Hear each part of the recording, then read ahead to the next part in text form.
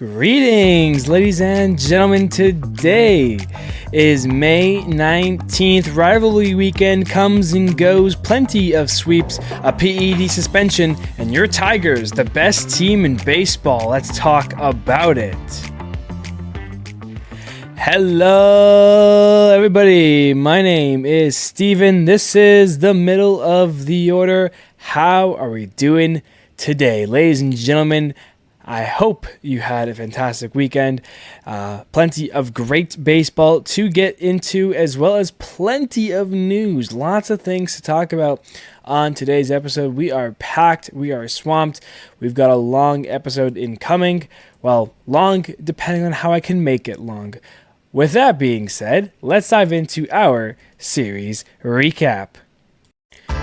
Leading things off, we have the Mets in New York. Soto is back in Yankee Stadium.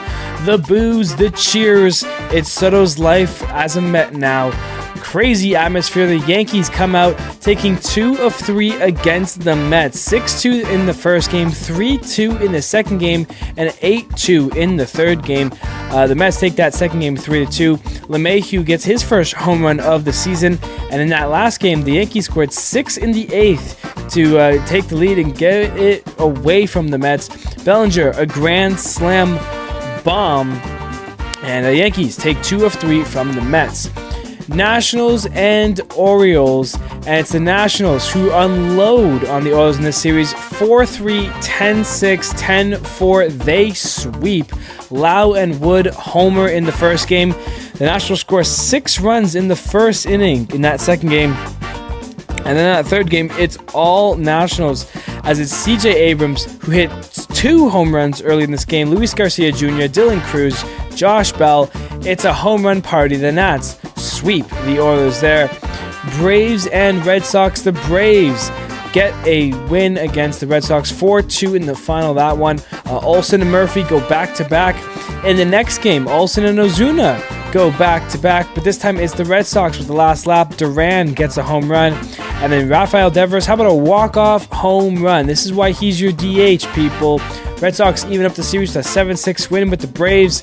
They do it in the last game. Devers gets a grand slam for all of the Red Sox runs. Ozuna goes deep in this one. The Braves, 8 of 9 hitters get at least 1 RBI. How about that? 10-4 Braves the final. They take 2 of 3 from the Red Sox and are above 500. Tigers and Blue Jays. Your Tigers as our offense, and they're streaky right now. They're a hot team in baseball. Green, McKinstry, and Baez all go deep in the first game, 5-4. The Jays tie it late in game 2, and then it's Ernie Clement with the walk-off single to win it. That evens up the series, a 2-1 Blue Jays win. And in the last game, it's Spencer Torkelson that drives in all 3 of the Tigers' RBIs, a 3-2 victory there. The Tigers take 2 of 3 from Toronto. Cardinals and Royals. We saw the Cardinals, who are hot, 10-3 in the first game, then 1-0 in the second game. Jordan Walker gets the home run, the only run in this game. The Royals avoid the sweep, but they are slumping just a little bit. They win that last game 2-1, but the Redbirds take 2 of 3 from the Royals. Astros and Rangers now played a 4-game set, the only 4-game rival weekend. And starts on Thursday with DeGrom and Brown in an 8-inning duel that ends up in a 1-0 Rangers win, as vintage DeGrom outlasts the young skills of Hunter Brown.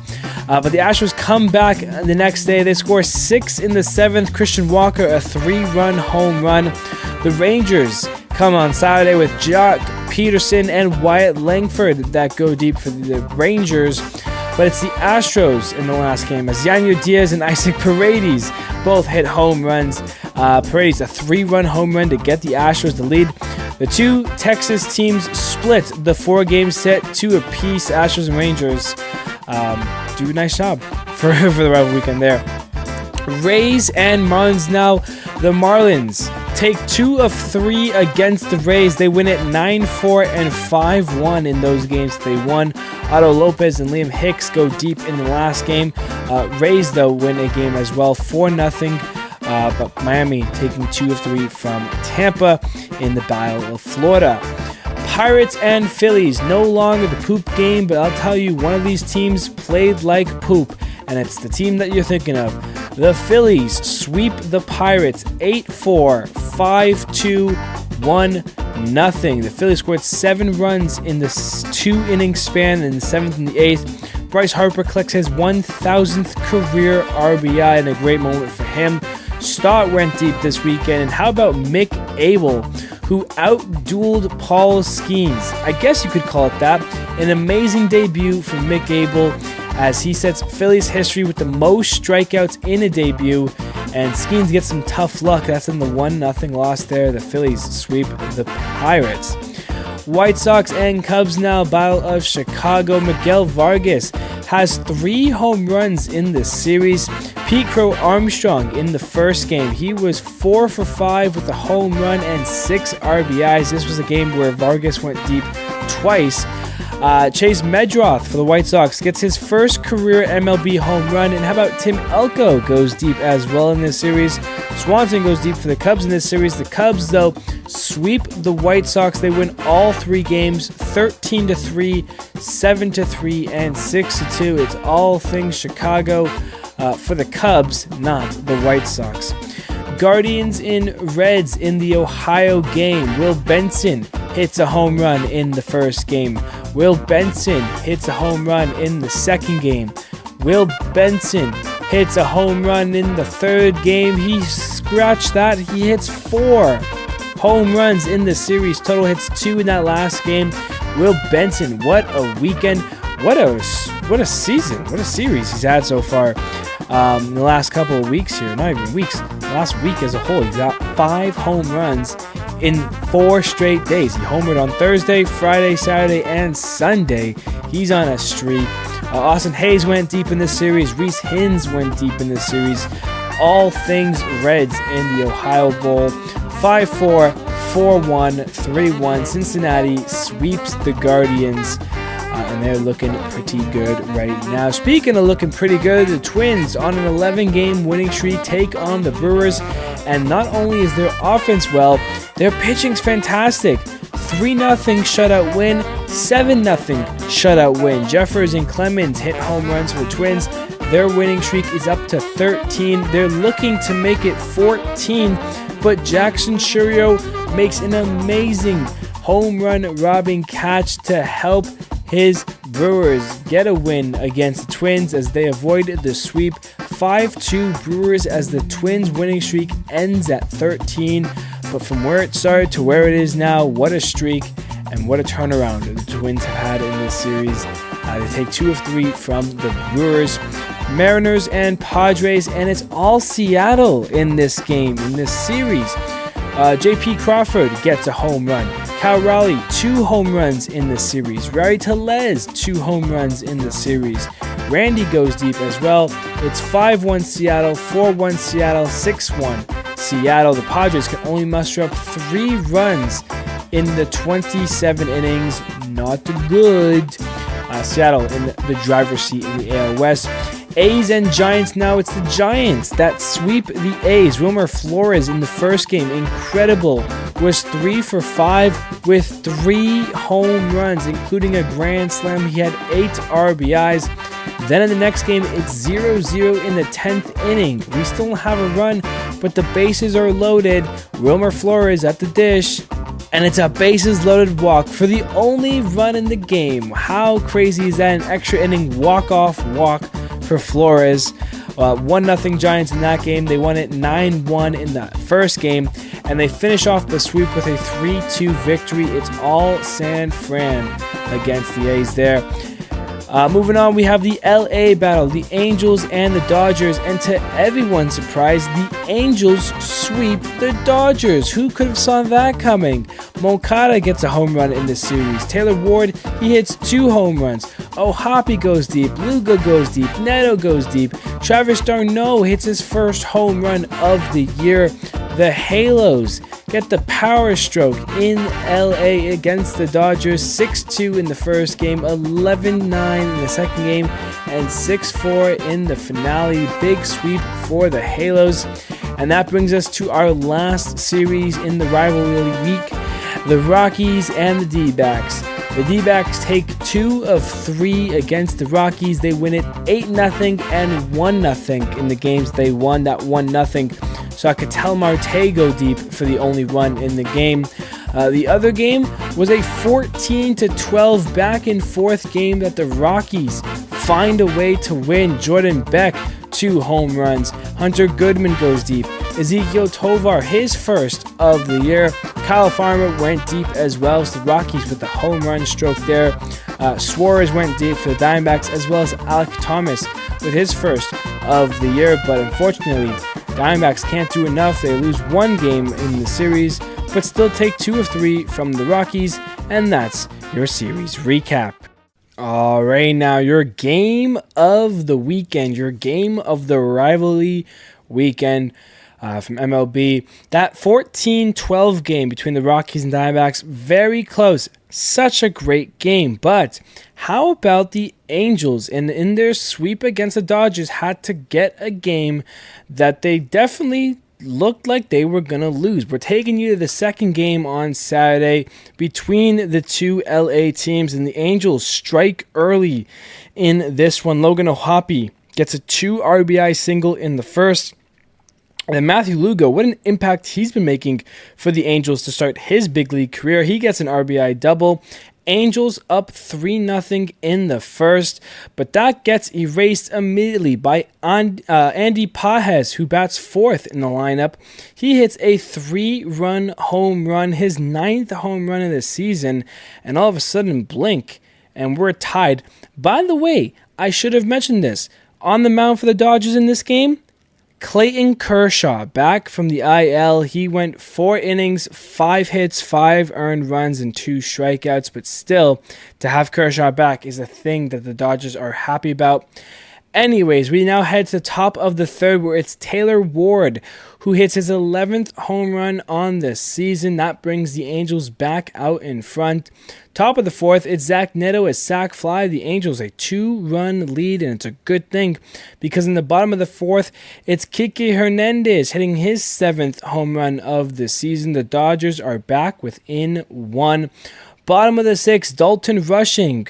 We've talked about this guy before, top prospect. He already has his first Major Leagues hit, some RBIs as well. He gets a ground rule double to tie the game up 5-5. Talk about that from the Dodgers' top prospect.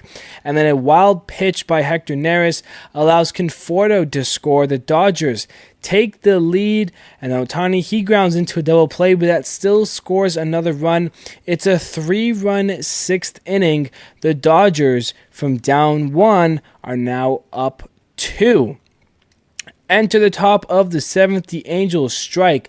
Nolan Shanuel gets an RBI double. Then Logan O'Hoppe delivers a big clutch go-ahead 3-run home run, his 10th home run of the season.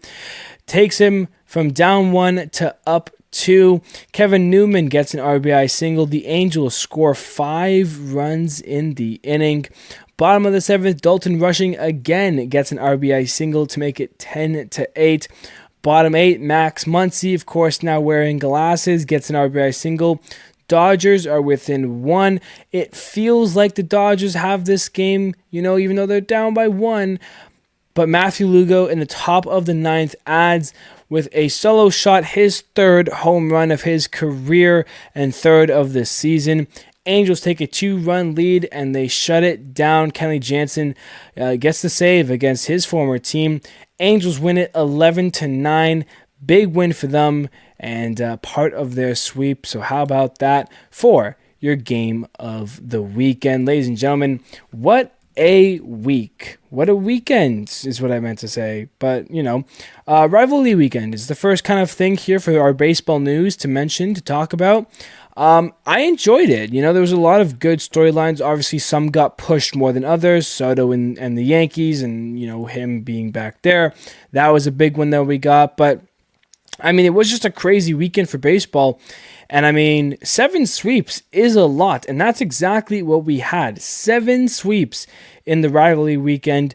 So yeah, talk about rivalries. The Phillies swept the Pirates. The Nationals swept the Orioles. The Reds swept the Guardians. Cubs swept the White Sox.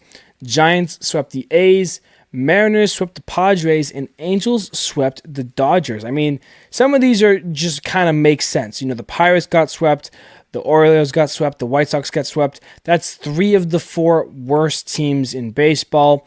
Then you've got some surprising ones a little bit. The Reds over the Guardians, you know, kind of a big one there. Giants over A's. That's a big one for the Giants because you look over, Padres got swept and the Dodgers got swept. So that's some big ground for the Giants to get back up on those 2 teams. If you're the Dodgers, you know, hiccup in the road, get it fixed, you know, you'll be back. If you're the Padres, it's not ideal to be swept by the Mariners, especially when you had a great opportunity to get some games against the Dodgers. But on the bright side, you didn't lose any games to the Dodgers by having a tough weekend as well. So, you know, if you're the Padres, I think you're okay with this. You just kind of take it. You'll have other opportunities. But yeah, Giants definitely taking big advantage in that NL West with the Padres and Dodgers getting sweep. But overall, I thought Rivalry Weekend was great. I would love to see what they do with it in the future. If they bring it back, would it be the same 15 matchups or would they change them slightly? Because obviously Yankees and Mets, that's a good rivalry, but so is Yankees Red Sox, you know? Dodgers in LA, that's a good one, but so is Dodgers Giants. You know, some teams have kind of multiple great rivals. Some teams don't have really any, you know, big rivals. So it'd be interesting to see what they do with it. But overall, enjoyed it. And yeah, hopefully it comes back and has some updates, and we'll see where it goes from there. Speaking of going, Brandon Hyde has been fired by the Oilers. And listen, we've seen this already happen twice. We've seen the Pirates we move on. We've seen the Rockies move on from Bud Black. And now Brandon Hyde, we say goodbye to. And there's a part of me that feels bad for him because he started managing the Orioles in 2019 when they were 5th. They were 54 and 108. That was his first kind of full year managing a ball club, and he lost 108 games. COVID, tough year. They finished 4th. Then in 2021, you have even worse of a year because you were 52 and 110, and things are looking awful. Then in 2022, 83 and 79. Your first 500 record. You're still 4th in division, but at least you finish above 500. There's a little bit of hope. Then in 2023, everything starts clicking. 101 wins and 61 losses. An amazing season. They finished 1st. They win the division. Everything's peachy. Last year, a little bit more hiccupy. 91-71. Finished behind the Yankees for 2nd. But you're finally starting to reap the rewards of what were 2 really embarrassing, 108 losses, 110 lost seasons for Hyde. I mean, heck, this guy was a manager of the year. Just a couple of years ago in 2023, I believe. I think it was 2023. Or was it 2024? Or was it last year? Either way, in one of the last 2 years, he's got a manager of the year. And now, off to a 15-30 start. 45 games in the season. Baltimore was 15-30 when they were supposed to be one of the most dominant teams. They have all this young talent, all this amazing, guys who can perform. Truth is, they just haven't been performing. So is it Brandon Hyde's fault? No, not really. I mean, there's some obviously questionable decisions, obviously, when it comes to a bullpen and how pitchers get utilized. But that goes for any team. You're going to question their bullpen decisions and what they do. The lineup is kind of a key thing of okay, how does the lineup look and how does this go? I feel bad for Hyde because at the end of the day, it kind of goes on to player performances. We're talking about a Baltimore team that's been, supposed to be so good. Adley's been awful. Gunnar, got hurt at the beginning of the season, didn't play until kind of recently, and he's just now kind of getting into the season. He hasn't really gotten into a form yet. I mean, Jackson Holiday's been one of their better players, and he's still extremely young. Ramon Laureano has one of the highest OPSs on the team, and he's not exactly a guy that you should, have a high OPS on the team when you have guys like O'Hearn and Cedric Mullins and Heston Kjerstad and these other guys. Like, Ali needs to figure it out, Gunnar needs to go, and again, we talked about the pitching. I mean, we need them to utilize, go out and get big market guys, and they don't, and they didn't, and now it's really costing them because, Charlie Morton has been awful. Dean Creamer has not been himself.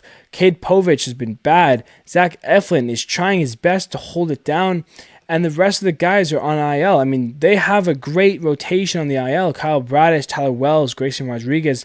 We've seen these guys play really well for Baltimore, and yet we don't have that right now. Their rotation has so many question marks, so many holes. They have all these prospects. They're full on. Their talent is through the roof when it comes to the active roster. They're just not performing right now. So a lot of just negative. And I mean, obviously we're still early, and Baltimore still is a great team where if everyone decides to, tomorrow is the day they start clicking and they can go on a 13-game winning streak easily and get back into things. So they're not, don't rule them out. But that pitching is definitely a question mark. And I mean, we got to make some moves here. So whether it's at the deadline or what they want to do, but although it's 45 games in, 15-30 is not the start you want when you're being grouped up with the likes of the White Sox and the Pirates and the Rockies.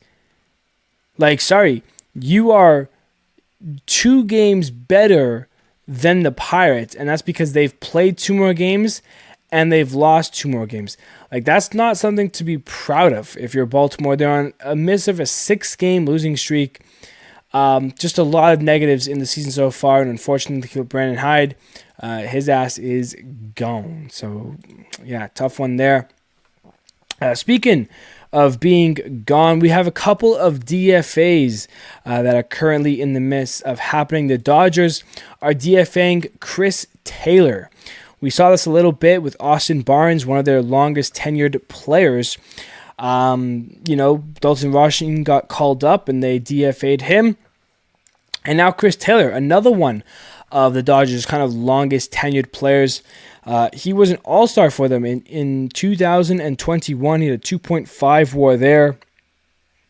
Of course, his best days came in when the Dodgers kind of dynasty first started back in 2017 and 18. He had a 4.5 WAR in 2017 and a 4.2 WAR in 2018. He was hitting 21 home runs, 17 home runs. You take really 2017 to 2021, you look at those years, he had a 14.5 WAR in those 5 seasons, 78 home runs, an OPS of 804. He was just an absolute amazing player. The last, 3 here and a little bit into 2025, it's been a different story. 1.6 WAR, 29 home runs, an OPS of 676. Definitely struggling. He's 34 years old. The Dodgers say, you know what, maybe it's not going to work out here. So he gets DFA'd and is in the middle of that. And then going back to Baltimore, Kyle Gibson got DFA'd, the one-time All-Star when he was with Texas and Philly in 2021, of course, was with Texas and then got traded at the deadline to Philly. He was with Baltimore in 2023. He had a decent year that year, made all 33 starts, had a 4.73 ERA, was 15-9. We know how good Baltimore was. So far this year, in 4 starts, he's pitched 12 1/3 innings, and he's given up 23 earned runs in 12 innings. He's 0-3, a negative 1.1 WAR, the worst of his career, and he has a 16.78 ERA. I think it's safe to say why he got DFA'd. Tough one there for Gibson, and of course, unfortunate for Taylor. So we'll see how those guys land up on their feet at some point if they get a chance to. But that is how the cookie is crumbling right now for those teams.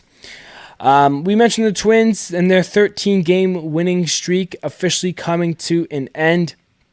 And again, you go back to the beginning of May, They were 13-20, 7 games under 500, and they were behind Baltimore. They were worse in Baltimore.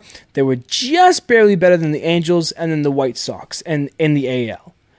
They were, 13th in the AL on a 4-game losing streak and just super bad.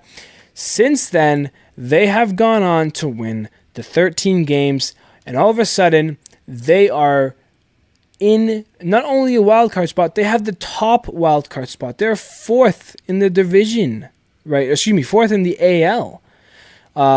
Still 5 games back of Detroit, but that's because of how good Detroit's been. By the way, best team in baseball. The Dodgers, of course, got swept, but they're 29-18, and so are the Mets.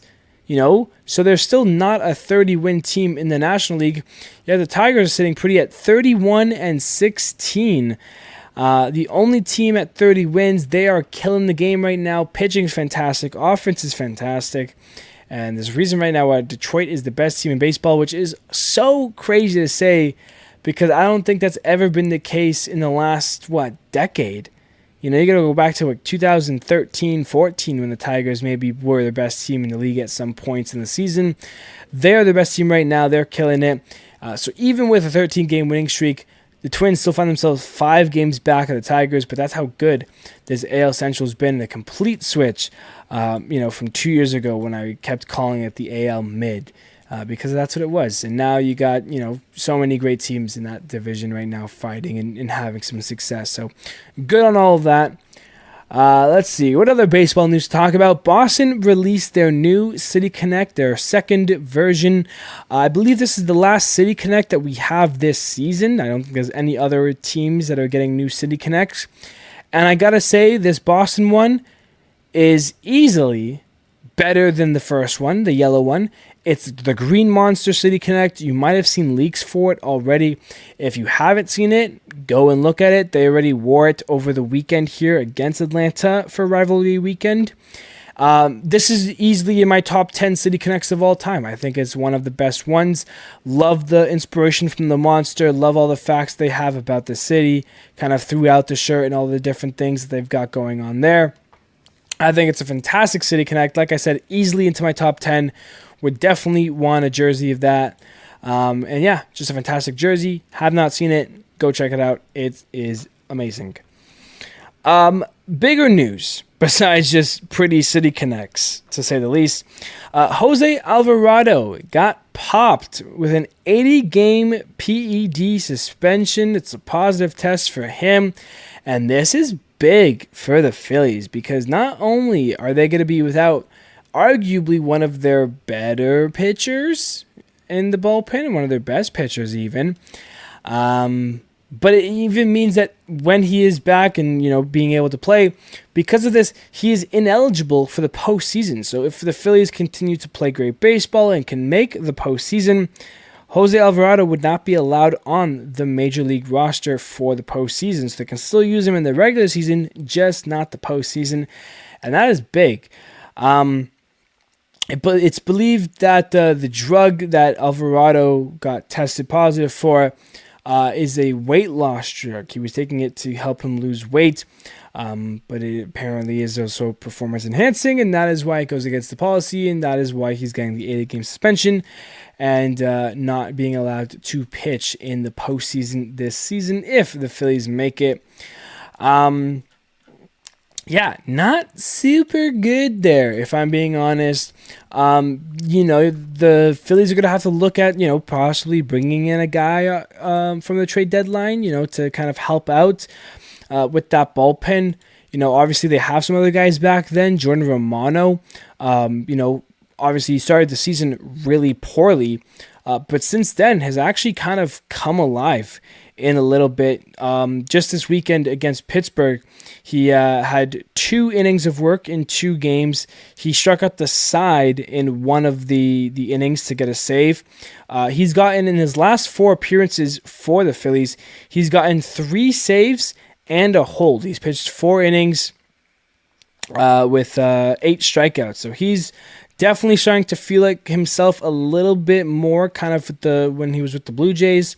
The two-time All-Star is, doing a lot better, and that's going to be a big thing for the Phillies going forward, but they might need to look at some trade deadline and figuring out that stuff. But Alvarado, definitely going to be a key piece missed, and we'll have to wait and see how he pitches when he comes back, and of course, what does it mean for the Phillies going forward? Because, like I said, they will not be able to have him for the postseason run if they have it later on in the season. So Alvarado, 80-game suspension and no postseason for him. That brings us to the other stuff of the episode here. Let's get into the hot and colds. Will Benson, we mentioned him, hot. He's on 4 straight days with a home run. He has 5 home runs in that span.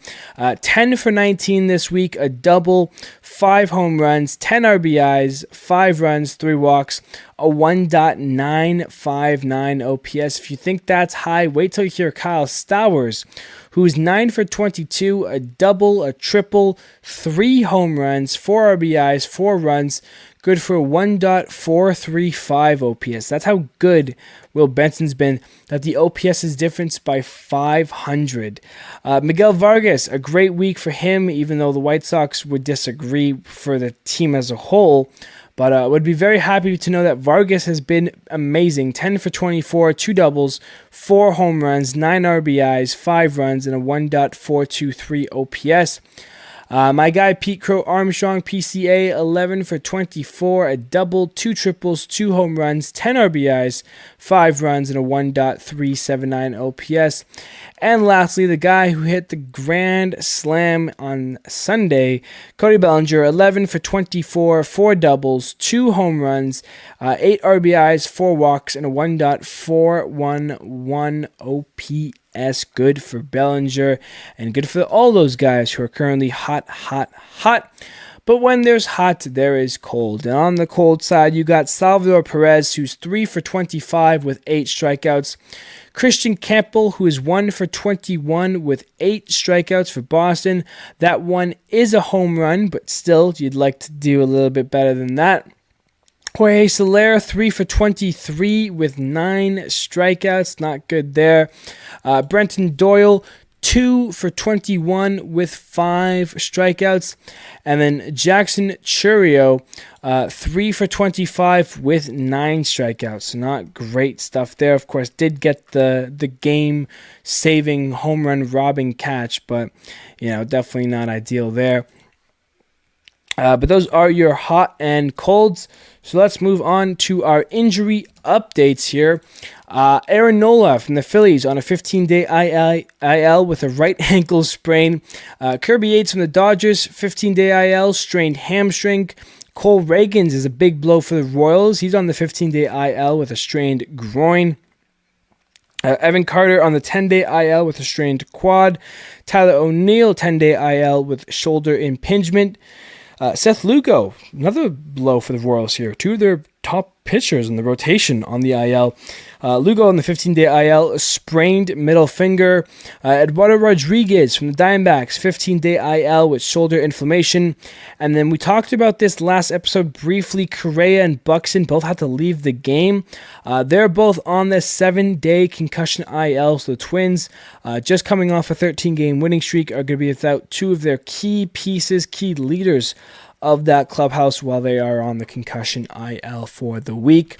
And those are your injury updates, which brings us now to our outstanding performances from the week, from Rivalry Weekend. So many good ones, including Jacob deGrom and Hunter Brown, who had a matchup to start Rivalry Weekend. deGrom, 8 innings of work, 5 hits, no earned runs, a walk, and 7 Ks. Hunter Brown, 8 innings pitched, 3 hits, an earned run, no walks, and 9 Ks. So Brown struck out more batters, allowed less hits, but that 1 earned run was the difference between them. Joe Ryan, 6 innings of work, 2 hits, no earned runs, a walk, and 9 Ks. Logan Webb, 8 innings pitched, 5 hits, an earned run, 2 walks, and 4 Ks. Chris Sale, 7 innings pitched, 5 hits, an earned run, 2 walks, and 8 Ks. Corbin Burns, 6 innings pitched, 2 hits, no earned runs, 3 walks, and 10 Ks. Reese Olson, 6 innings pitched, only 1 hit, no earned runs, a walk, and 6 Ks.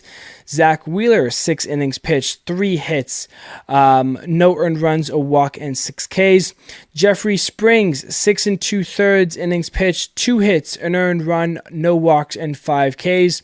Morel Kelly, 7 innings pitched, 1 hit, no earned runs, 3 walks, and how about 11 strikeouts for him? Brian Wu from the Mariners, 7 innings pitched, 5 hits, an earned run, no walks, and 5 Ks. And how about Paul Skeens versus Mick Abel?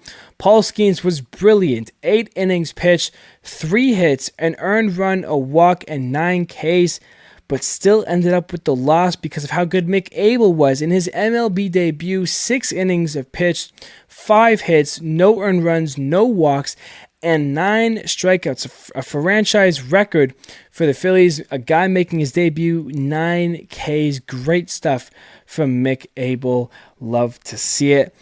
So that brings us to now our standings check. Taking a look at the standings right now in the East, in the AL, Yankees are 27-19, 5 games up on the Red Sox. They're chilling. Tigers, 5 games up on the Twins at 31-16, the best team in baseball. And in the AL West, the Mariners are 2.5 up on the Astros and the Rangers. The Mariners at 26-19. Astros 24-22, Rangers 25-23, so all close and stuff there. On the NL side, the Mets are half a game up on the Phillies. The Mets are 29-18, Phillies 28-18. The Mets played an extra game and have won that extra game, but it's still very early, and Braves are closing in as well. Only 5 games out there. They're in third. In the NL Central, the Cubs are 2 games up on the Cardinals. Cubs at 28-19. Cardinals 26-21. And the Reds are in third now at 500 with 24-24 on a 4-game winning streak. So go, Cincy, go. And in the NL West, the Dodgers got swept. The Padres got swept. The Dodgers are 29-18. The Padres are 27-18. The Giants are 28-19. So the Giants will play 2 more games, and the Padres have won 1 and have lost 1. Regardless, the Padres and Giants are both 1 game back of the Dodgers. The Dodgers holding on to a lead briefly, but that 3-game switch for the Giants have brought them back to tied with the Padres and the game back of the Dodgers. D-backs, could have been a little bit closer had they gotten that extra win against the Rockies instead of blowing it. But the Diamondbacks are 25-22, just 4 games out of the division as well. So it is anyone's race. And of course, if you're looking at the worst team, it's the Rockies, 8-38, 2 wins away from 10, 2 losses away from 40. Which one are they going to get first? 40 losses or 10 wins? I think that will go a lot to saying how their season will go from there. They're 20.5 back of the division and 19.5 back of the wild card. I think it's safe to say their season is probably over. Upcoming series, what's going on in this week? The Padres are taking on the Blue Jays in Toronto, Mets at Red Sox, Rangers at Yankees, Astros at Rays, Guardians at Twins, Mariners at White Sox, Angels at A's, Braves at Nationals, Cubs at Marlins, Orioles at Brewers, Tigers at Cardinals, Reds at Pirates, D-backs at Dodgers. Big game that one is, big series. The Phillies are taking on the Rockies, which could be big. And we round it off with the Royals and the Giants. Ladies and gentlemen, that is going to do it for me here today. I appreciate you all for sticking tuned. This was a big one. Lots of things on the agenda. A lot of important, news coming your way, from Rivalry Week to the PED suspension to the Brandon Hyde firing to some DFAs to the ending of big winning streaks and to new city connects and all the other good and juicy stuff. Ladies and gentlemen, thank you so much for tuning on in. I appreciate you all, and I will see you on Friday.